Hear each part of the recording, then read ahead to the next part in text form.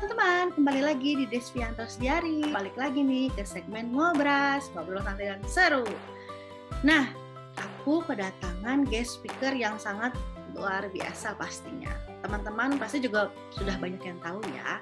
Saat ini beliau tinggal di Doha, Qatar. Dan juga edisi kali ini kita akan bacakan beberapa pertanyaan yang sudah masuk, yang sudah aku share juga di IG-ku. Teman-teman, tungguin sampai selesai ya, barangkali pertanyaan teman-teman dijawab oleh Bapak guest speaker kita yang satu ini. Yuk kita kenalan langsung aja yuk.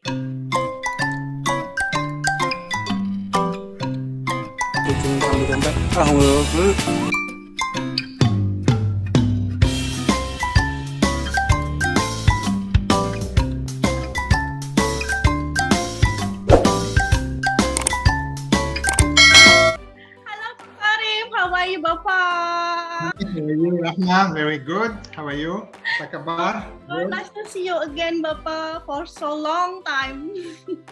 Allah say salamat siang or salamat sore. Here is siang. For you is sore. So it's or evening. How are you? I'm good. I'm very good, but not really good. But we are still live, Pak. What do you mean good, not very good? That's the more important thing. No, alhamdulillah, everything is fine. So we just be a positive, Pak. Everything will be Absolutely. good. Absolutely. So, Bapak, before we start, Yes. could you please just say hello to audience, and then maybe you just like introduction, or maybe you just share your activity right now, Bapak. Okay. So, salamat sore, everybody. I don't need to introduce myself. My name is Karim. I've been back in Doha since January 2020. And you asked me what the activity of the day. Today's supposed to be my day off, but I'll tell you how my day off went. It started at 4 o'clock morning. Actually, 3 o'clock morning. I woke up with Ibu because we had to do animal shelter visit. So it's part of the community footprint activity. So we started at 4 o'clock morning till 6 o'clock. And actually, we have a very busy weekend. So actually, I'm spending my day off in the hotel. Okay. We have a very good occupancy, around 80%, some weddings, kids jumping in the pool, here and there. So it's a busy weekend, let's put it this way. So with the team here, it's a summer holiday right now here in Doha, July, August summer holiday. So a lot of people traveled. Last year couldn't travel. So this year, a lot of people travel, but still there is business, local business here. So that's why this weekend is a good occupancy and so on. So that's a little bit my day off, so to speak.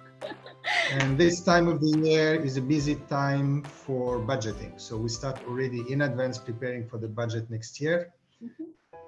Budget is a little bit different this year from the other years because we do like 2, 3, 4 scenarios. COVID, not COVID, gradual ramp up and so on. And for Doha next year, I think everybody knows we have the FIFA World Cup, Soccer World Cup, end of between November and December next year. So that's also big preparation from now, year and a half in advance to be ready for that big event. So exciting times. Wow. We are not getting bored. Let's put it this way. Then thank you ya Pak. In your day off, you wanna join with this YouTube Pak for us. It's a pleasure. I cannot say no. So I put the budget, everything aside. I said I need to speak with Rahman. It's an honor Pak. Really many questions for you Pak. Please start shooting. Let's start. Okay, Pak, before we start, it's my first time, Pak, speaking active English again. So if there is any mistake, after 3 years, Pak, passive English, so this is my first time. No, it's okay. If some bahasa goes in, it's okay. Okay. And still also my passive bahasa will help. No worries. Okay, good. Okay, Bapak, you have been stay so long in Indonesia, right? Then why you have to move to Doha, Pak? I think many Indonesian people broken heart, but when you move to Doha and then leave us in Indonesia. Also broken heart to move to Doha. No, it's for family reason. Very simple. My daughter, she moved. She's 19 years old now. Malaka, everybody knows Malaka. She moved to university and her university here in Doha. So came the opportunity that, you know, the whole family moves in Doha. And also the second one, also for family reason, my mother getting a little bit older, so she cannot travel as much as before. So we decided to get closer to Tunisia. So it's a 5 hours flight versus 24 hours flight. So really that's the major two things why we moved to Doha, moved back to Doha. For good ya Pak? Family reason. Hope so, let's see. I have to keep an eye on my daughter. I cannot leave her alone at 19 years old. I think a father can never leave the daughter. Let's see, at least for the time being, next couple of years and so on. Let's see how it goes. Good to know, Pak. Thank you for sharing. And then another question for you. You have spent around 15 years ya Pak in Indonesia ya Pak, from 2005 until 2020, 15 years. Then between Jakarta and Bali, right? Then what is the feeling toward Indonesia? It's very emotional. Indonesia is in the heart. I can say is my second country. I don't have the Indonesian nationality, but I think I'm thinking my heart, everything is in Indonesia, and also the kids are and my wife also is very attached to Indonesia. Ken is born in Jakarta, so we tease him always at home. We say, "Oh, this is the Indonesian guy," you know, the Indonesian. So he's very protective if we tease him about Indonesia and so on. So the entire family felt very welcome there. No issue at all, and it's really a place or country that we keep very, very close to our heart. So deeply ya Pak? Absolutely. No. Okay, Pak, then what is the most remember from Indonesia? Most remember, what I remember is the people. I think it warmed my heart when you sent me a YouTube channel last week when you shared with me, and it was great to see familiar faces. I don't say friends, colleagues, it's more very close people that I met over there or I worked with. And it really warmed my heart. I mean, that's what I remember being in Jakarta or Bali. It's that connection with everybody that we got there. It's really like a family. A lot of people consider them part of family members. Wow, Pak, your answer is so deep ya Pak. I cannot say anything. Not very deep. If it's deep, we're gonna spend 1 hour for every question. But I mean, as I said, it is emotional. When you speak about Indonesia, it's emotional. I get very frustrated, upset in the hotel because I follow the news there. Let's say the COVID news, vaccination rate, and so on. And we have some Indonesian colleagues in the hotel, either from Bali, from Ambon, from Jakarta. And I'm the first one. I wake up in the morning, I send them news. I said, gosh, they should do better. They should do this. You know, no, like I said, is very emotional. I keep it very close to the heart. For the good and the bad, whatever happens there, it's, you know, it's not because we are thousands of kilometers away that we forget. No, absolutely not. So it's a lot happening still, a lot of connection. Sure. Okay, next Pak. You have been moved so many places ya Pak, countries and then also cities. How the way you do the adaptation and adjustment, Pak? Is this easy or hard, Pak? It's never hard. I think it's a mindset. If you go to a place, you just have to embrace the place. You will never be able to change the place. You need to change and adapt to what that place offers. And if you go in the mindset whether the place, oh, it's bad, it's too hot, it's too cold, the people are bad, whatever it is, you never enjoy it, and you start already on a negative path. It's going to continue like this. So I think the best is to embrace it, take it day by day. At the beginning, especially adaptation, the first 6 months, I would say, in every new country, and then you get into the routine and so on. If you are single, it's easier to move. I remember when I was a single. So it's easier to move because it's only related to you. Then it becomes a little bit more difficult because it's a partner. You have a wife or husband, whatever it is. So you have also to think about the second person with you. Then when you have kids, it becomes maybe a little bit more, you have to do your preparation a little bit. You have to prepare them psychologically for a move. For example, I remember when I announced or mentioned to the family that we are going to move back to Doha, Malaka got very upset because she thought she's going to go alone here. So she said, oh gosh, mommy and daddy are following me even there. And Sophia didn't want, absolutely not. So we had to, to explain more in detail. If it was only related to one or two people, that's easy. But when you have a family, it's a little bit more difficult. And I think I'm blessed with a family that really they embrace every new opportunities and so on, and then adjust also. So is the key is a kind of mindset, ya Pak, because absolutely, yeah, an open mind also, ya Pak, to receive another new coming to our life, right? Yeah.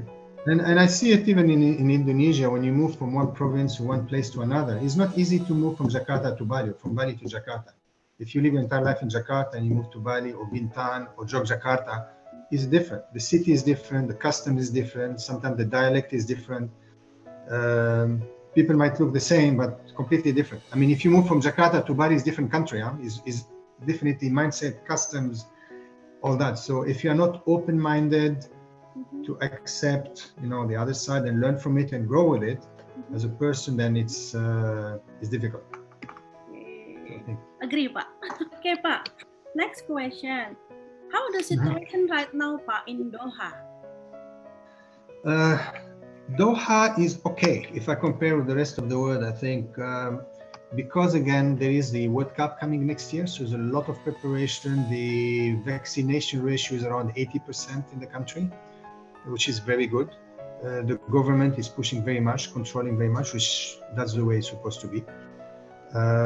In terms of business, it's no international business, it's local business. It's very strong. People go to hotel, staycation, things like that. Wedding is restricted. Up to now, this phase is around 80 people the wedding can do. So if you are in Jakarta, the normal wedding is 2,000 people. Here is 80. So when the lockdown will be lifted, we go back to the normal 300, 400 people wedding. Overall is okay. It's go by phases. We are into phase 3 of the lifting of the restriction. And I think by end of August, beginning of September, when the school come back, all the restriction would be lifted. Even in terms of conferences, big sport events, things like that, we're looking November, December here to reignite everything with the government and so on. So look, let's say by until the end of the year is a gradual ramp up, let's put it this way, in terms of business and so on in the hotel. Sure, Papa. Next question. From the story that you moved to Doha is because the reason family matter, but then I know that you are also really a family man. So the question is, what is the family means to you, Pak? Everything. Nothing is more important than family. Money comes and go, everything comes and go. You cannot replace family. So that's the top priority. Wife, husband, kids, parents, without the blessing of the close family members, nothing will work in life. So I think that's the top priority. And I said, I love Indonesia. I love working there, everything. However, because of family reason, being my mother or my daughter, certain decision has to be taken, for example. So family is everything. I mean, without any doubt. Yep. Agree, Pak. Family is number one, ya, Pak? Yep. Now we are coming to the question from the audience, Pak. So as you know that we are sharing a question, we are making share to the audience. Then they share your YouTube channel is very famous, no? Hope so. Hope so. Okay. The first question, Pak, coming from Sanu. He is ex-housekeeping Ritz-Carlton Pacific Place, Jakarta. Yeah. He has 3 questions, Pak. The first question from Sanu is, which one you like more, working in Indonesia or other country? Please explain the reason. think I explained earlier on, every country or every place of work is different from the other, and is to take the best out of each one. I enjoyed and I love Indonesia. I am enjoying very much in Doha. I think it's because the challenge that you face, if the situation now with the COVID is very challenging. Each hotel is different from the other. So if you ask me, I don't have any favoritism in any place. I don't want to say, I like to work in that place. I think it's very important. Again, work in a hotel is the same four walls every time. It is very important the people with whom you work. If you spend 15 hours at the hotel every day or 12 hours, whatever it is, if you feel uncomfortable with your team, with the people you work, it's not worth it. So again, I might skip this question if I say I'll stay neutral. Neutral. Good answer. So Sanu, neutral answer. First one is a neutral answer, yes. Okay. Then the second question from Sanu. What is your next target career plan, Pak? You will take the retirement or still working? Retirement, there's no retirement. I don't see myself ever retiring. No, career plan is not, I don't want to say I don't have a career plan.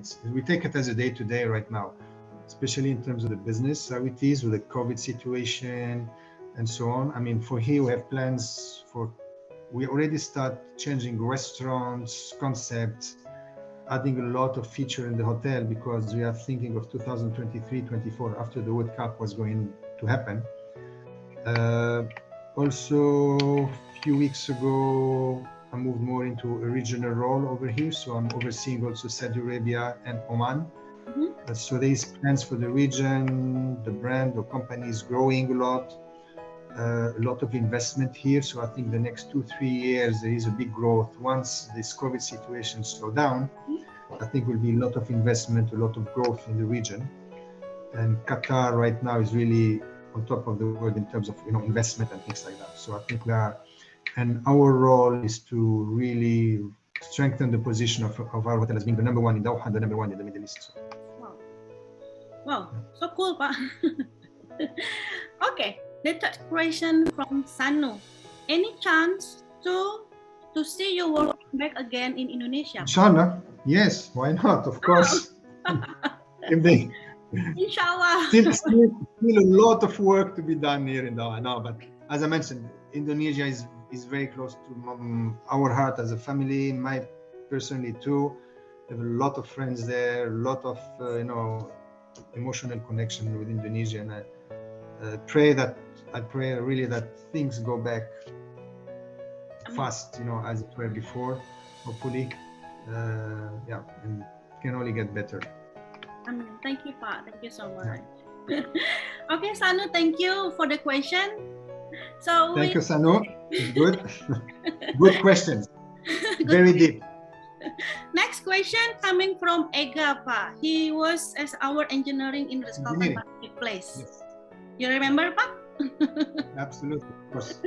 Okay, the question is, can you give a tips how we can give the pressure to our team so we can achieve the target, but in another way, we still have a good relationship with the team. Even we can be an idol for our team. Ega is from engineering, so speaking about pressure, he just need to put the pump up, I think. I don't say pressure. I think it's very important communication with the team. I mean, what's the goal, deadline, when we're going to achieve that, and any resources that the team need to achieve this target. I think it's very important that the team understand what wants to be achieved and how to be achieved and by when it has to be achieved. I think it's very clear, because a lot of time in hotels or anywhere in business, people don't know what they're doing. Basically, they don't know what they need to achieve. Either they think, oh, you're doing a great job. Okay, what is a great job? Or you're doing a bad job. Why I'm doing a bad job? So it has to be clear what is the expectation. We're all there. It's very simple. There to serve the guest. Whatever we do, it's always try to improve things.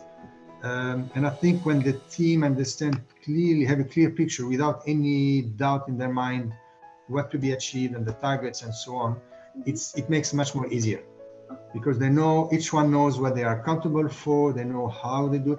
And if there is, of course, people don't know or are not able to do, they need to say, I need help over here. And then, of course, somebody might jump in and give the help, because at the end, as a team, we need to achieve that. We have expectation either from guests, from owners, from whatever, and if you keep on doing the same thing that we've been done always in the past, at best you get the same result, and it's not enough. So it's always to innovate, to change, and try to do it. So it's not about pressure. I think it's a positive pressure, if I can say. And again, is a mindset, to have the right mindset. Never be satisfied. There is always a way to improve. I always say that the perfect hotel is not existing. And I don't think it will never exist, because there's always a way to how to improve. So the tips, Pak, the leaders can be an idol. Maybe you can give a tips also. An idol? Yep. I think it goes a matter of communication, because it's not about putting pressure or being tough or being hard. I think again it has to be the trust between either leader and the team, and the team and the leader. For example, if I say to myself, the team can 100% rely on me. I'm going to be there wherever happens, back them up, right or wrong, mistake, not mistake, I'm going to be that. And I know that the same thing will be for me. If I see any one of the team members, I know that 100% they're going to give their 100%. 99% is not enough. They need to give 100%. So I think it's give and take. It's like on any relationship, boyfriend, girlfriend, husband, wife, whatever it is, you have that kind of trust and relying on the other for that. So thank you, Bapak, for these that. These are all deep questions. You didn't tell me that. It's true. It's like it's like sitting with a psychiatrist or whatever, going through all these things. It's okay. Be ready, Pak. This is just start. I need some water. Wait. Okay, sure, please. No, okay, that's it from Very Ega. good question. Just it from Ega. Thank you, Ega, for the question. Thank you, Ega, again. Okay, we have another question from Bram, Pak. Bram is the gentleman from housekeeping in Ritz-Carlton, Jakarta, Mega Kuningan. Mega Kuningan, sorry. Yes, Mega Kuningan. We had another Gram in RCPP. Yes. That's why I said the RCPP. Yep, our sister property. The question is how to make our team be loyal at work. I think it's gonna be similar, ya, Pak. We have done treat them as a family, but they still cannot change anything. There is another way and possibility to change the habit, Pak.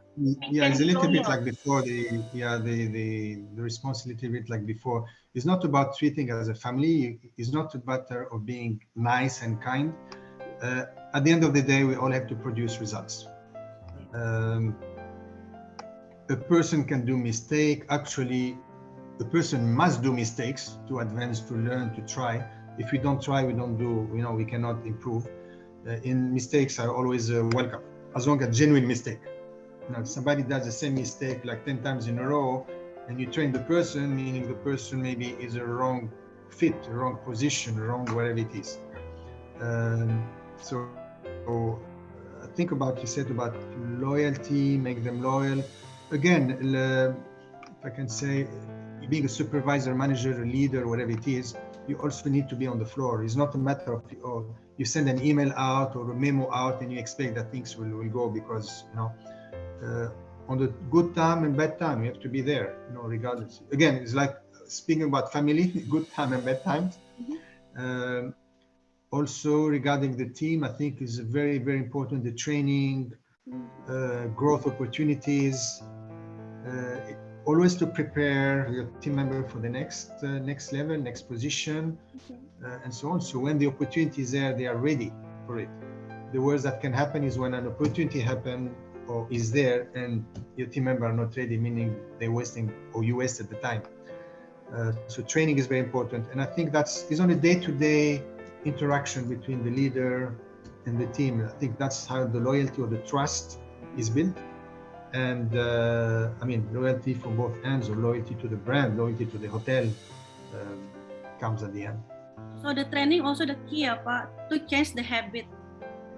Yes, has to be that. And of course, I mean, the other person needs to understand that, need to embrace the change, because it's not easy to change, especially if you have a bad habit, or you've been doing something for years and then suddenly somebody comes and said, you know what, actually is not good enough, or what you've been doing the past 5 years is not good, you need to change.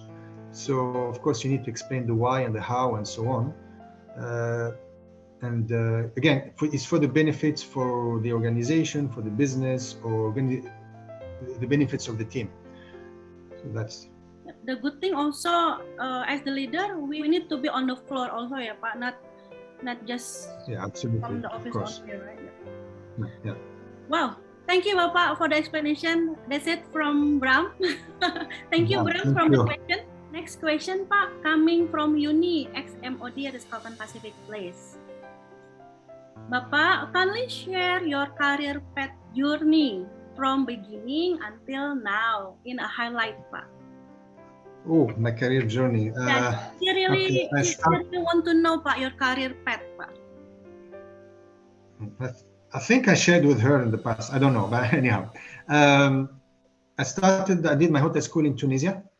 Graduated from there, then moved. I worked in Switzerland. I started as a stewarding. From stewarding, moved to server, waiter. I worked for a waiter for a year approximately. Actually, I graduated from rooms. Okay. And then when I started working, I worked at stewarding in F&B because I always loved F&B. So from the beginning. So the only thing in Tunisia when I graduated school, the certificate or hotel school certificate from rooms discipline. There was no from food and beverage. So I graduated from the rooms, but I started immediately on F&B. So I started as stewarding, waiter. I worked for a waiter for a year and then moved into kitchen. So I did like kitchen for approximately a year. And then from there, I moved out from Switzerland. I moved to Saudi Arabia. I worked there for 3 years as a receptionist, shift leader, night MOD. And then at the same time, because I wanted to learn from the hotel, so I was finishing my night shift, let's say from midnight to 9 o'clock morning, moving to HR for a couple of hours, grabbing my meal in cafeteria, and then because there they didn't have anybody to be in charge of the staff housing of the employee, I volunteered. I said, I can be in charge of the staff house. So in addition, I finished 1 o'clock afternoon, moved to the staff house, cleaning, repair, maintenance, all that. So that was my routine over there. So I could work front rooms, that was my job or my contract. But then I was helping HR, helping the housing and so on. Then I worked there in Saudi Arabia 3 years, 1 year in Mecca. And from Mecca, I transferred to Jeddah. Okay. At that time, long time was with Hyatt. So I moved in Jeddah. Then I did what they call the corporate trainee program. So I moved from one restaurant for 18 months, different areas of food and beverage, from cost controller to kitchen, all the section in the kitchen and so on. So I really did the all-around food and beverage until from there, and then I reached the outlet manager position and catering, director of catering position. From there, I moved to Oman. I was a restaurants manager, so in charge of the all-day dining, room service, and deli, delicatessen shop. So always in F&B, let's do it this way. I worked there for, I think, a year and a half. After a year, I moved to catering. And then from there, I moved to the UAE, always in F&B. So I was like assistant F&B. I did some openings. And all these are openings. Mecca was an opening. Oman was an opening. UAE in the Emirate in Fujairah was also an opening. So I was assistant F&B in charge of the F&B. And then from there, I joined back in 2000 Ritz-Carlton. Ritz-Carlton, first was a Ritz-Carlton Jumeirah in Dubai. Jumeirah. As a restaurant manager. I worked there for a year, and in 2001, Doha opportunity came. So I worked in Doha from 2001 to 2005. Started in Doha as assistant F&B in charge of all the banquet catering operation. Then moved to assistant F&B, director F&B, EM F&B. That time was in sales, Pawalid in charge. Papier was the general manager. So I had that team there work together in Doha. And then the two gentlemen decided to move to Indonesia back in 2005. So Papier went there. He's supposed to go to Japan, if I'm not mistaken. And then he went to help in Jakarta, and then he stayed in Jakarta. And I went on holiday there I always wanted to visit Indonesia and Bali at that time. There was no direct flight between Doha and Bali. So I took Doha, Jakarta. I spent 1 or 2 nights in Mega Kuningan that time. And the opportunity came like this, to work again with Papier and to join there in Jakarta, the team. I met Patangkian that time and so on, and immediately there was a connection, and then things happened that we moved to Jakarta. So I moved there as assistant F&B, EM F&B. Mega Kuningan, I think a year and a half, and then Patangkian, Mr. Hatono had to open the Pacific Place, so there was nobody there from the company. So Pierre and I, we helped, did all the OSNE, all the things, and then down the road they said, okay, listen, we're gonna move you out from Mega Kuningan, put you in Pacific Place. I said, okay, good, moved there. So we worked for the opening in Pacific Place. That was back in 2007. Pacific Place. So Pacific Place 2007 to 2013. General manager there, and then moved to Bali for the opening also of the Ritz-Carlton in Bali with Patatang back in June 2013.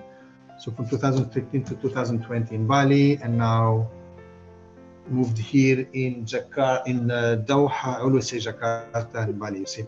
So I moved here in Doha as a cluster general manager back in 2020, and a few weeks back been promoted as a regional general manager, excluding UAE for Kempinski. So that's a little bit the thing now. That's in 5 minutes, a lifespan of 25 years or whatever. Wow. So cool, Pak. So cool. I cannot say anything. It's so cool. Okay, that's it, Pak. From Uni, only one question. Thank you, Uni, for the question. Thank you. Next question, Pak. From Priscilla, our front office, Ritz-Carlton Pacific Place. You still remember, Pak? Priscilla? Absolutely. Good. I think she started, Priscilla, if I remember, she started at the GRO, and then one day our retail shop was very lousy selling, and she ended up there. She turned it around, and she started doing the online selling and all that. So she became a benchmark for Ritz-Carlton, how to sell online. Wow, you still remember, yeah, Pak? Okay, first question from Priscilla. How is the hospitality business right now, Pak? In general, it's very unstable, and I think it's a great opportunity to do new things. The hospitality 2 years ago, before COVID, is completely different right now. A lot of things that people were never thinking of doing in the past, or because of brand, because of whatever, it doesn't work anymore. It's either you change or you die. As simple as that. The message is crystal clear. We did things in our hotel that we completely, for example, changed the repositioning of the hotel. We are selling online. We are selling, takeaways. The way we do catering changed. The room, the hygiene, the things. So there's a lot of things changed, and it still is going to be changing. So if somebody says, no, we spoke about mindset before and trainings and people to embrace changes. If you say, oh, I'm going to do the same like before and I don't care, whatever, you're going to be out of business immediately. So you have to be very flexible. A hotel, traditionally in the past, people will look and compare with another hotel. Now you have to compare with other hotels, other brands. You cannot say I'm a 5-star deluxe brand and the hotel next to mine is a 4-star or 3-star or 1-star. Is not my competitor, is your competitor. Standalone restaurants, standalone businesses are your competitor, because the same market is the same customer. If if a customer goes for a meal or dinner or lunch, either they will go to a restaurant outside, they go to another hotel, or they go to your hotel. You have to find a way how to attract them to you. So even the small restaurant down the road or down the corner, that's a competitor. So as long as everybody has that mindset, I think should be okay. And I've seen it, a lot of people still are in the comfort zone. They don't realize that. Oh, I am a 5-star deluxe hotel, or I am this, my restaurant is whatever.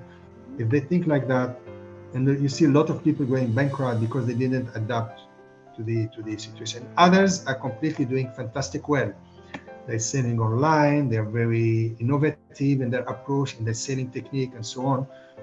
So there is opportunities there. Okay, next question. How you manage the cost part? How you manage the cost? Yes.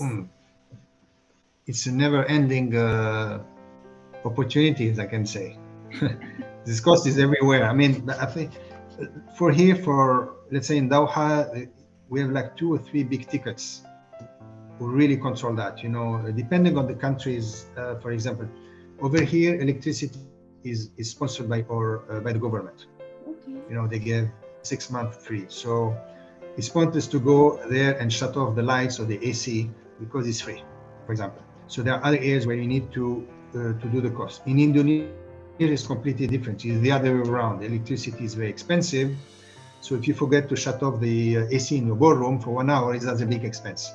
So it depends. And I think, again, every area or every team and every person in the hotel knows the area better than anybody else. The engineering, they need to embrace, for example, understand that their job is to shut off the AC in the ballroom or in the corridor or whatever it is, without compromising, of course, the quality and the guest.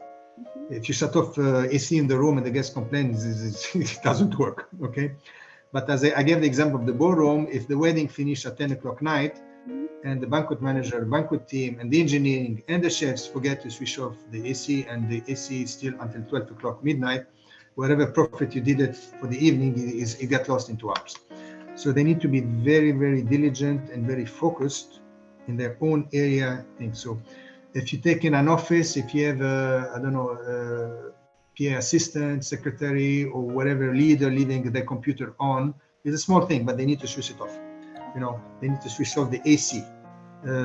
So it's a lot of things where, you know, savings, but I think one person cannot do it. Everybody needs to understand the importance of it.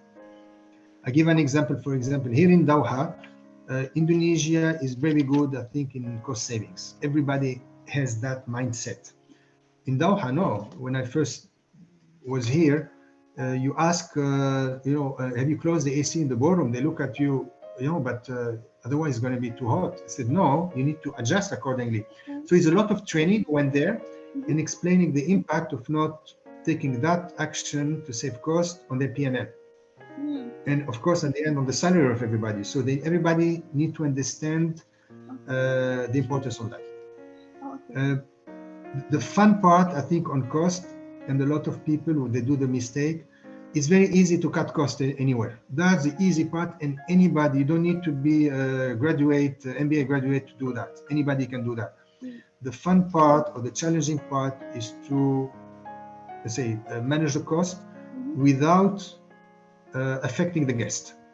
The guest, without affecting the experience. I gave the example. You cannot go and shut off the AC in the corridors if you have guests there. You know, you need to reduce it, whatever it is. You say, no, guest is sleeping at night, I close it at night. So you always have to find, it's a very thin line. And ideally, the best is you manage to cut the cost and you improve the quality. That's the ideal part, okay? But again, I think is the team need to understand that. A lot of time, we cut the cost, we don't know why. So once they understand the impact of a small action and how it impacts positively the P&L or return and so on, I think is easier. Electricity, ya Pak, big impact, ya Pak. So different. Yeah, that's one. Salaries and wages is big impact. Electricity big impact. Water is big impact. Repair and maintenance in the room. If you don't keep always the repair maintenance, you can say, okay, I'm not going to do any repair maintenance for a year. good luck afterwards. The cost will be much more higher.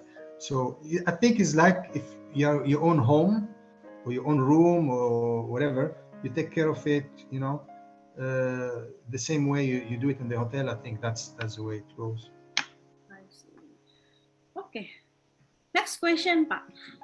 To grab the business, is your hotel accepting the isolation guests, Pak? For isolation? I'm not surprised by Priscilla questions. It's all about business mindset. She was always focused, which is not. We have quarantine business in our hotel, so we took the decision. We did the calculation last year. When the COVID came out, the complete lockdown in March last year, we were a quarantine hotel, or all the hotels in Doha were quarantined or took over by the government. So all hotels were quarantined, paid by the government. Oh, okay. So we went from March 17, I remember very well, until end of May, around third week of May, quarantine. And then business started opening up slowly. So from a full quarantine to no quarantine at all, because we have local guests. Okay. With the changes, restrictions, people get vaccinated, change of rules and regulation, travel, and so on. Been since beginning of this year, we allocated our hotel we have the advantage is 2 buildings. So one wing we did it for quarantine, and the other wing for regular guests. So out of 281 keys, we allocated several floors. So let's say around 100 keys, 107 keys for the quarantine guest. And that's one part. So yes, definitely we took quarantine guests for that. Now quarantine changed. For example, in Doha, it changed continuously. In the last 3 or 4 days, it changed again. So there are the visitors or people coming from several Asian countries, like, for example, Philippines, Sri Lanka, India, Indonesia, Nepal, and Bangladesh, what they call the red zone countries, or with a high rate of COVID. They need to do compulsory quarantine. It differs between 2 days if you're fully vaccinated with recognized vaccination here, up to 2 weeks. So depending how it is. So we have different packages. And interesting when we speak about innovation and how to adapt to the business. For example, the quarantine room, depending on which country are the guests, we have a different menu in order to also, because if you stay 2 weeks in the room, you go cuckoo, you go banana, so at least that we take care of the guests. So lately, because of the rules changing, we have a lot of guests coming from India, Sri Lanka, Indonesia. So it's different from a guest quarantine from Lebanon. Divided from country. Correct. So we give them the choice. Is a different set menus. We go into a la carte, and the Filipino chef will cook for the Filipino guest. We'll call them. The Indonesian chef will call the Indonesian guest. Say, hey, listen, I can cook a particular dish for you. So we try to really tailor-made and even being a quarantine, which is not a great experience for anybody, but to try to give that luxury touch or personal touch to the guests for it. Okay. So I think it's more hard, so because you have to divide it from each country they're coming from. No, it's a mindset. I think it's a mindset, and plus you can upsell, you can do extra thing. And the guests, we saw a lot. Even they do they spend the quarantine in the hotel, great reviews on all social media. They recommend to other friends, and once they go out and they're no more quarantine, they get vaccinated, so on. We saw a lot of them coming back to the hotel to spend the weekend, because they know the name of the employees. They get in touch with them because they were very close with them. So you see, they come back. They become loyal guests, which is good. It's culture way, Always. Hotelier way. Okay. Last question, Pak, from Priscilla. Again, for business? Still, Pak. How many percent, Pak, for the employee turnover? Oh, okay. We do around 30% employee turnover last year or this year. I don't say it's a bit high, it's a necessity for our hotel because it's been a hotel open 5-6 years. We spoke about training, mindset, things like that. Our hotel is fantastic, is a palace, is a very luxurious one. And the team really is working very, very hard, embracing new ideas, changes. Last year we had, because of the COVID situation, a lot of people decided to go back to the country, they miss their families, things like that. So that's why we had around the 30% turnover. Usually healthy turnover, regular turnover is around 10%, up and down. So turnover is not coming the reason from the pandemic situation, yeah, Pak? Not from the pandemic. Pandemic is a normal, I would say normal turnover. Somebody also, we didn't have people who left because of that particularly. It's more about the changes in the hotel. And as I mentioned, people being very long. Majority of the employees, let's say the team members, really embrace the idea, the changes and so on. And some couldn't cope with the changes. Some didn't want to change. No, so we had to take some decision, that's why I said we had around 30% turnover. I think I do understand why Priscilla asking this question, because as you know, in Indonesia, especially in Jakarta or Jogja also, many our friends, colleagues get fired from the pandemic situation because the turnover is so high in hospitality. We didn't. This is something else here in Doha. We didn't fire a single person due to pandemic. We had zero turnover, zero termination because of the pandemic. If we have terminated somebody, it's because of work-related issues, as I mentioned. So here we had fantastic support from our ownership. Was very open communication. They were super supportive, understand the situation and so on. As I mentioned, we didn't fire or terminate anybody due to the pandemic and so on. On the contrary, right now, for example, we're hiring because we are changing a lot of restaurants, changing the concept. There's a lot of investment. It's a crisis, yes, but they're planting the seeds now for the future. So with all the business that we foresee coming in the next 1 year, 2 years, and so on, we are changing a lot of restaurants, 4 new restaurants, for example, a lot of renovation and things like that to be really ready when business is back. So. Okay, so heard a question from Priscilla. Yes. Thank you so much, Priscilla. Priscilla, thank you so much for the question. Next question, Pak, coming from Mauza, our fitness gym, no? Gym. The gym, yes. Gym. Southern Pacific Place, yeah. Okay, the question is, if any candidate would like to join you in Doha, how they can apply, Pak? How they can send the CV to you? Very simple. They can send me the CV. That's it. I would personally take care of that. Wow, privilege, ya, Pak?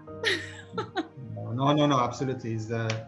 I mean, of course, we have the career website and so on, but feel free to immediately send me the CV, whoever would be interested. In Doha, and you worked in Doha here, there is issues related to Indonesian work permit. So it's not easy to get the work permit, but there's possibilities. So whoever would be interested really to join in Doha is no issue. They just need to send me directly the CV. Okay. Thank you, Pak, for the answer. Maybe I will apply. Oh no, yeah. Oh, you want to apply? Please. Okay. without interview, we will not do interviews. Don't worry. We hire immediately. Next question, Pak, from Mauza. How old Sophia right now, Pak? How old? He's 14 years old. Okay. And he's getting very tall, almost. Grow up so fast. Almost as tall as me. So if we go and walk in the mall, I can say my wife is the shortest one now between Malaika and Sophia. you cannot see her anymore. Ops, Ibu. And I think with the COVID and quarantine, the kids, like, they grow so fast at home. I think they only eating junk food or whatever. They don't exercise, and suddenly. I think it's coming from the father's part, because the father is very tall. I don't know that. Okay, thank you, Mauza, for the question. We next from Benny, Pak. You still remember Benny, ex food and beverage Ritz-Carlton Pacific Place? Yes, of course. Yeah. Of course. He always serving you. The question is, why you really love drink early grey tea and need to serve from the served from the teapot? Why do I like Earl Grey tea and I like from the teapot? Okay. Yeah, Oh. need to be served from the teapot, Pak. Why you like? Earl Grey tea because it's healthy. So I'm not a coffee drinker. Even though now I have a new habit where I drink cappuccino in the morning because I want to. I picked it up from Bali because I need to check the coffee machine. So in the morning, I want to check otherwise I don't drink coffee. Usually I always drink tea. And Earl Grey tea during the day, and sometimes chamomile at night or green tea at night. I love tea. Why from the pot, not in the plunger? I don't know. The pot, because it steers there. It stays long, and I think it gets more stronger aroma. Oh, okay. When you put the plunger, for me, it looks like a little bit messy. All the leaves storming around. So I think with the teapots, you don't see the mess inside, and then the tea goes out great. So I don't know. You know what, Pak? Benny said that this is the question from so long, Pak. He would like to asking you this one, but he afraid. So now, why afraid of what? So now he can sleep. He's been what? I believe he can sleep now. 10 years thinking, how do I drink from the pot, not from the plunger? So now he can sleep very deep. Yep. Thank you, Pak, for the good answer. He can sleep deep now. Okay, thank you, Benny, for the question. Next, the question coming from Fatima, Pak. She is front office at Ritz-Carlton Jakarta, Mega Kuningan. Yeah. You look more handsome. What is the secret, Pak? You are telling me this, or Fatima is telling me this? You said you look more handsome. She said, I don't know. You look more handsome. What is the secret? Because I drink the Earl Grey tea in the teapot. That's why. I don't know. My wife makes me happy, so it makes me younger. Wow. Okay, cool. Yeah, I think it's more. It's regardless. Jokes aside, I'm not talking about looking young or older or whatever. He's always in the mindset. I think he's, healthy body, healthy mind, healthy spirit. You try to do good things. You always, you feel good. That's. I think that question you should ask my wife, not me. So should we invite Bu Eko ya, Pak? Yeah. I'll forward the question. I will forward the question to her. I know her answer. She said, because I cook very well. Okay. Wow. Thank you, Bapak, for the answering. Thank you, Fatima, for the question. Next, Pak, from Muli, Pak. Mulyani, ex-housekeeping, you still remember, of course, ya, Pak. Are you missing Ritz-Carlton, Pak? Ritz-Carlton Jakarta, or Pacific Place, or in general? Both Ritz-Carlton Jakarta and Ritz-Carlton, because he's just asking Ritz-Carlton. No, of course I miss the brand. I miss Ritz-Carlton General, and more particularly definitely Ritz-Carlton Jakarta, Ritz-Carlton Bali. Again, I'm not talking the brand. It's more about the people, what we managed to do there. So it's very interesting because as soon as you say one of the names, maybe for years I was not in contact or the name was not there, but as soon as you tell me the name, immediately the picture or the face of the person comes out, being in Mega Kuningan, Pacific Place, or in Bali, whatever. It makes me happy. So it's good to reconnect with everybody, so to speak. And I want to thank you also to do this conference call or whatever you call it, because again, it keeps the connection between everybody and so on. So it's, Okay, thank you, Muli, for the question. Next, from Josephine, ex-Ritz-Carlton Megan Kuningan. Okay, are you missing Jakarta? I think this is a specific one, Pak. Are you missing Jakarta? Jakarta. Yes, missing Jakarta a lot. Missing the hotels, missing the malls, the kids. My wife misses Jakarta also. I'm talking Jakarta and Indonesia in general, Jakarta and Bali in particular. Each place had its own. Yeah, I miss going to Mall Ambassador in Jakarta. Mall Ambassador. You remember? No, that was going there. Okay, thank you, Josephine, for the question. Next question, Pak. Missing a lot the food. Forget missing the food, not only the mall, missing the food. Okay, you're also missing the food, ya, Pak? Yeah. What kind of food, Pak, you miss, Pak? What kind of food that you miss? Soup buntut for sure for me. Oh. Kambing mekwa for me for sure. Oh. I think the kids they love the nasi goreng, the ayam bakar. So I think it's, you know, few days ago, 2 or 3 days ago, I went to visit the Indonesian embassy over here. Okay. Paridwan is the ambassador here. So because we are preparing the Indonesian National Day, we will not celebrate on the 17th because 18 is more. On 17 they cannot come, of course, in the embassy and so on. So we invited the ambassador and the entire team of the embassy, and then we're sitting on the table, and then one of them brought a tea bottle, you know. So he brought it there. Yeah, and then I looked. I didn't touch it. I didn't drink. And when we finished the meetings, so I took the tea bottle. I told him, Your Excellency, I'm gonna take it home. I'm gonna put it in my pocket. I know it's not nice, but because the kids, they love it. Okay. So His Excellency, he looked to the people over there. So they brought me one bag full of tea bottle. And so when I went back home at night, I gave it to the kids. They were super happy to see that, you know. So now they're drinking it, like they put in the fridge. Each one had three tea bottle. Nobody can touch the bottles. It's like the prize thing for that. So no, miss the food a lot, miss the thing. But it's good. We have some Indonesian colleagues here in the hotel. So if they cook something or they have some sweets or whatever, so they bring it. The sambal, they always bring the sambal in the cafeteria. So I'm the only one who goes there. I look at them, I take some sambal, and everybody looks, why is cooking there to take the things? So they cannot understand the other ones. So it's like... Okay, so the food is also in here, Pak. You really miss that one. I think just ask Ibu, Pak, to cooking. She does, but she will not do a good sambal or whatever. That's I know. So. Okay, thank you, Bapak. Thank you, Josephine, for the question. Next, Pak. This is coming. Actually, you don't know this person because they are in Seraton Mustika Yogyakarta, Pak.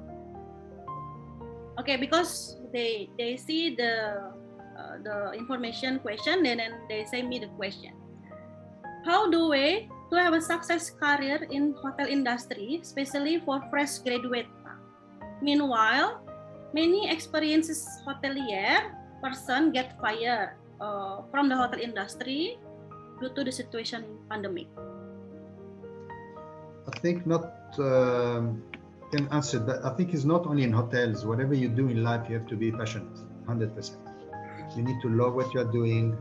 It's not a job, it's not a work. It's you give it everything. So if you are graduating and you did a hotel school and you don't like serving people, you don't like to be with people, you are in the wrong field. So first, they really have to make sure that whatever they do, they like doing that.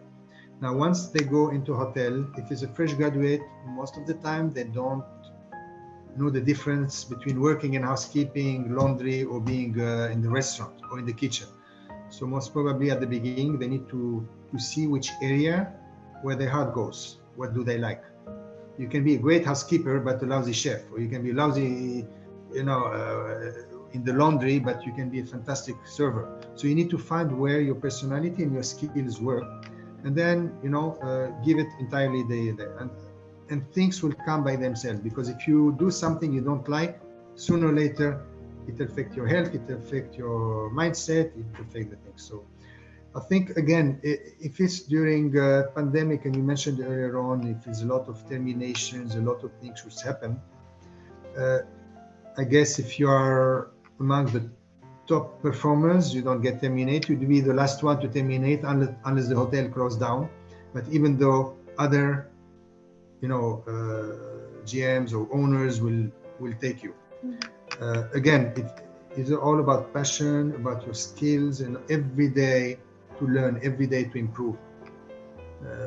And as I said, I gave the example a lot. In some places, people had been too much in the comfort zone or working very long in a place, and they say, "Oh, I don't need to learn. I don't need to do training. I will, why? I'm the best." No, as soon as you start thinking like this, you're out, because there are other people who will come and catch up. It's like a hotel. If you say a hotel, I'm the best hotel in the town, or best hotel in the country. Today, maybe, but maybe in 6 months you're out if you don't keep on improving and so on. So that's my recommendation for fresh graduate or for everybody. Thank you, Bapak. Thank you so much for the tips, Pak. All these questions are very difficult to answer in 1 minute, or some of them you need hours of explanation. But so try to make it as short as possible and straight to the point. Yep, sure. Thank you, Fandi and Desti, for the question. Next question, Pak, from Henry, ex-loss prevention RCPP, ya, Pak. What is a funny and unique story that you never forget when you're working at Ritz-Carlton Pacific Place? Wow. Funny and unique story, Pak.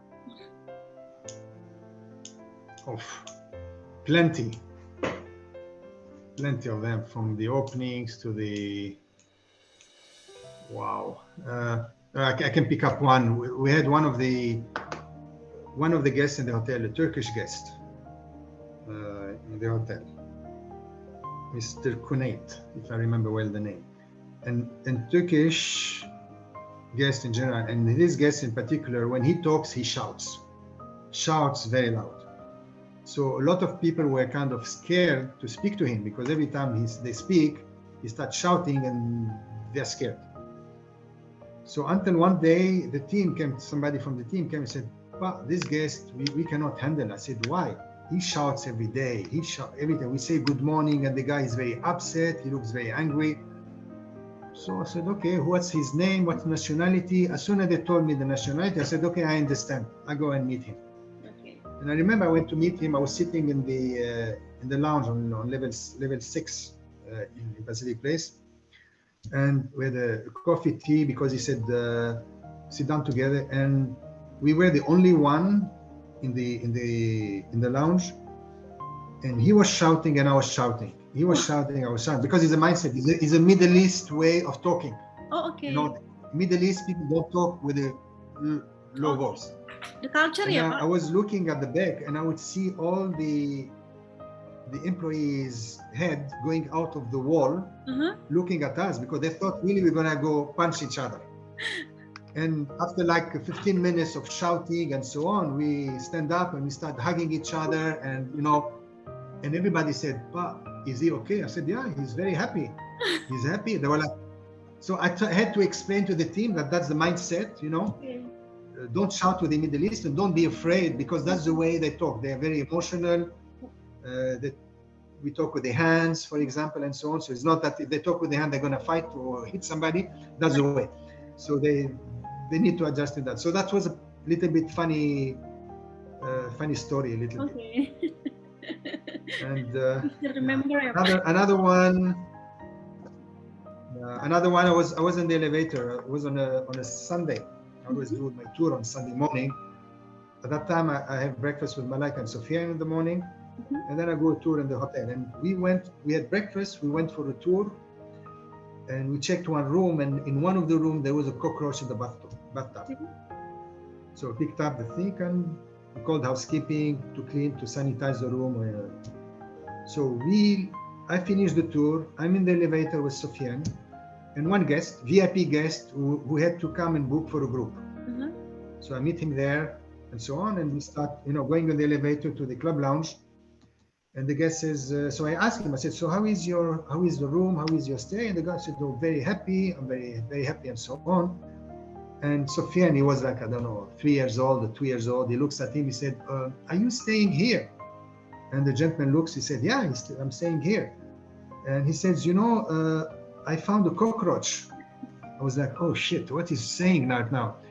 And the gentleman said, you found a cockroach? He said, yeah, we went, and you know what, 3 years old, he's still the verbiage of old. So I had to change the conversation to the guest because he was booking a group. So if you tell him that he found cockroach in the room, he's gonna cancel. So I was telling him, you know what? I said, don't worry about him. They are studying cockroach and insect at school, and he's very much into insect. He likes this. So he kind of said, and as soon as the elevator opens up, I took him out and went out. I said, do not talk to guests. So these are small things. I think we had a lot of funny story. I say in Pacific Place at the beginning with Pawalid or Payazek, we had a lot of things in the boardrooms or whatever it is. So Chef Scene, the same thing for there. So we had a lot of funny situation in Pacific Place. Thank you, Papa. Thank you also, Henry, for the questions. Make me laugh, ya, Pak. Okay, Pak. The last question, nih, Pak, from the audience. The last question from Mami Ruth Hutapea, Pak. Mami Ruth. Oh, yeah. I saw. Thank you for sharing her YouTube interview. I think she did an interview with you a few weeks ago and so on. Yep. It was great to hear Bahasa again. So I kind of getting and it was great. Was great to see Ruth. I was surprised. She was wearing glasses like me. So I said at the beginning. Then she removed the glasses. So. Actually, I have passed your message to Ibu Ruth, Pak. She said I was old already. That's why I'm using glasses. She said like that, Pak. Just getting old, she said. Okay, the question. What would you like to improve from your team in RCPP, Pak, previous time? Oh, from the team, I think nothing. I think the team, I'm very proud for what the team has done because the team gave it 100%. It was not an easy opening, very challenging one. To position from the beginning, the hotel is I don't say a small hotel, don't get me wrong, it's 62 rooms, 139 residences, huge ballroom, biggest ballroom in Asia. So it's a different monster to manage versus a traditional hotel with 200, 300 rooms, whatever it is. So you have the component of the hotel, the component of the residence, long stay, short stay, and the ballroom itself. So it's a different business model. And the team, from whatever background came in, whatever experience they had, I think, they positioned the hotel and it was a very, very successful one. And to improve, I don't say improve, you can always improve in that, but I think I'm very, very proud. I would say very proud of what the team has achieved. And make me prouder now when I see Ruth, she's the general manager, I see other team members who, getting higher positions or being successful in what they are doing. Makes me very, very proud. That's I think that's the reward of that time. So thank you, Papa. Ibu Ruth will see this video. Second question from Ibu Ruth again, Pak. Did you apply the success initiative that you have been done from RCPP to your current hotel? Yes. Is a different challenges, I would say. Pacific Place was a pre-opening, so the team was there from the beginning, from the start. You set the standard, give guidance, whatever it is. So from the start, and then it's just to get the machine rolling. Over here is different. The hotel has been open for 6 years. Hotel achieved great things and not great things. There is a lot of improvement in all the areas to be done. In terms of services, trainings, guest experience, all that. We have a fantastic product. Is a palace from 1 on 10. 10 is God. Is the 9.99. The hotel is a very, very luxurious Our owners here, spend a lot of money, a lot of energy in the hotel. Is the face of the country. We have a lot to improve in terms of the service, in terms of the offering to our guests, and this is what we are working on with the team here. So I would say the same recipe, but is a different challenges or different things needs to be achieved over here versus Pacific Place or Bali or Jakarta. So. Thank you, Bapak, for the answering all the question. Now we are okay. Thank you so much also to Ibu Ruth for the question, ya Pak. Thank you, Ruth. Now we're coming to challenge, Pak. You would like to accept this challenge, Pak? This is from Neti, Pak. Neti Manurung, ex-MOD Ritz-Carlton Pacific Place. Okay. The challenge is, could you please show us? You make me scared now. What's the challenge? Be ready ya Pak, be ready. Pak, could you please show us your performance again that you have been done from previous staff party in RCPP, Pak? Any kind of performance that you still remember, Pak? We need the costume. There are some very weird ones. Iron Man, Pak.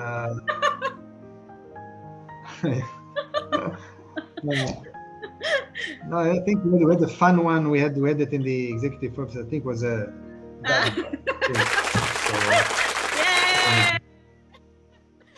Thank you, Pak. Any other, Pak? Oh, I need the costume. I need the makeup. I need things. So okay. We'll keep it for another time. Sure, thank you, Pak.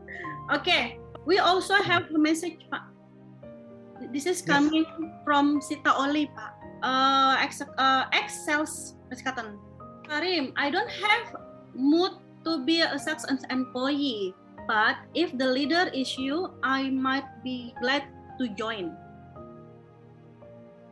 That's an honor. Okay, second message from Anggi, ex-CCSRCJ. Actually, she's working in Ritz-Carlton Pacific Place, Pak, right now. Okay, the message is, I wish him and family healthy, safe, and happy. Okay, thank you. That's not a question, that's a wish. I was focusing on a question, so. This is a message, thank Pak. You. This is a message. Thank you. Okay, the other message from Lina, ex-FB Ritz-Carlton Jakarta Mega Kuningan. Pak Karim, stay safe and healthy. Makasih. And then the last message, Pak, from the lovely one, Pak, Lilian. Missing you and family, she said, Pak, the regard from Lilian. Wow, Pak, we almost done, Pak, we almost finished, but before we closing, could you please give us a closing statement, Pak? Might be you could share your favorite quote, Pak? Or any kind of a closing statement? Favorite quote is right here next to me. Let me show you. And I think a lot of people know it. Still the same. Still the same. I don't know if you can see it or. Still the same. I can bring the frame. This is my favorite quote. Okay. Can you explain, Pak?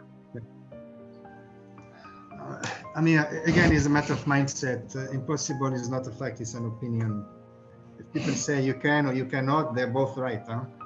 So for me, if somebody say you cannot, that's what excites me. That's what I want to do. If the easy thing is not thing. So life is not easy, and everybody, if you bring, I think, new ideas or new thing. We spoke about being creative, innovative with the pandemic right now, new way of doing business. A lot of people, the first reaction say, "Oh, it's impossible," or "It has been done before. Why are you wasting your time?" Opportunities are there, and I think it's up to the person to grasp it. I also said before, when we shared, he said, if an opportunity is there, the person needs to be ready to grasp it. Don't wait until the opportunity comes. Be ready, train yourself, get all the knowledge, get all the experience, show yourself, do mistakes in the meantime, it's okay. The worst thing for me that can happen is when the person does nothing because afraid of doing a mistake. Of course, you will not do mistake, but it's okay. You have to have the environment also of accepting mistakes. Again, as long as it's genuine mistake, you can try something. You try 10 ideas, 9 will fail, and 1 will be fantastic idea.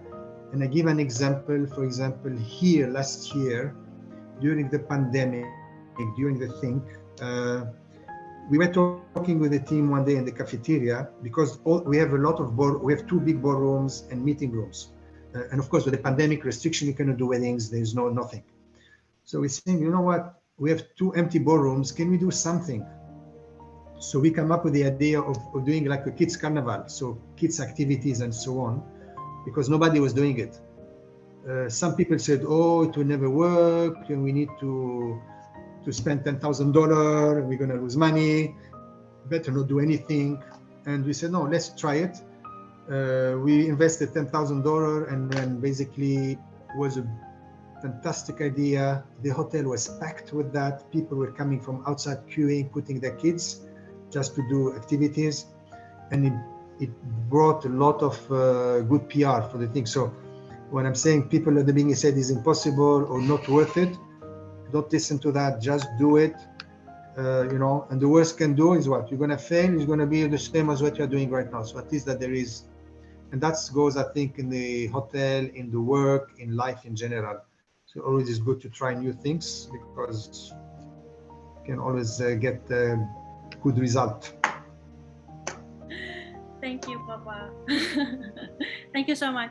So that's my favorite quote, I can say. I still remember, Pak, you always put in your wall at the office. Yeah. So here I can say at the beginning when I put it on the wall, people were laughing, and then after a couple of weeks, they're not laughing anymore because they see that we are doing a lot of things that people said is impossible, become very possible right now. So cool, Pak. Oh yeah, Pak, in this opportunity also, actually, from my side, I would like to say thank you so much, Papa, also from you, for your trust to me, because of you, I can get any opportunity to be as executive secretary to GM and then assist you on that time. Thank you so much, Papa. It's because your trust. I think first you went through the hard time with Power Lead. So you survived with Power Lead, you can survive with anybody. So I think it was a good thing. Well, but again, thank you so much, Pa. Thank you for the invitation, first of all, for today.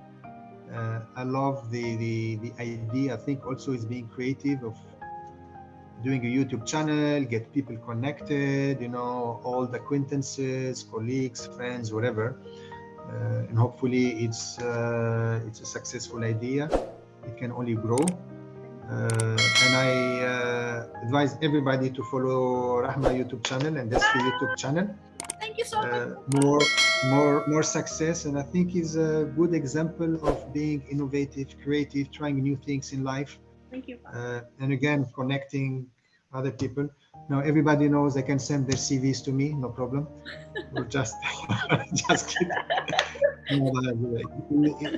And it made me very happy when you mentioned all these questions, and more important when you say the name of the person. As I said, immediately the pictures of that person comes back into my mind. When you say Ruth, I remember Ruth, but now she's wearing glasses. But I mean, people change and so on. No, just kidding. But I think it is a great initiatives, and really makes me very happy to reconnect with everybody. Thank you so much, Bapak. Thank you so much once again, Bapak, for your time. And honor, Pak, for me, can we invite you to YouTube channel. Me and everybody will be happy to see you again, Pak, after so long time. Pak, please healthy and then more success for you, and kindly send my regard to Ibu, Pak. Thank you so much, Rahman. Thank you everybody for the time, the trust, all the questions. I think all of them great and challenging question. I thought would be easy ones. No. The one related to business is easy, cost and things like that. But I think it's you mentioned about Indonesia, Jakarta, Bali, it's very emotional. I keep Indonesia in general, Jakarta and Bali in particular, very close to my heart. The family heart is not only me, but Ibu and the kids. Sophia wants to go and study in Indonesia, whatever. So Malaka came to study here. He wants to study in Indonesia. So as I mentioned, a lot of them are very emotional questions, not easy to answer. But yeah, no, looking forward to stay connected and visiting for sure one day soon, hopefully when the travel comes back. I wish everybody to stay healthy, most importantly. I think that's what COVID taught us. Money comes and go in life. Healthy is first, family, strong bonds, and definitely things will get better, inshallah soon for everyone. And really pray very hard that business comes back to Indonesia in general for success for everybody. Amin, amin, amin. Once again, Bapak, thank you so much for your time. Hope to see you again. Bye-bye, Thank you, Bapak. Rahma. Thank you. Thank you, everybody. Thank you. Thank you so much. Bye-bye.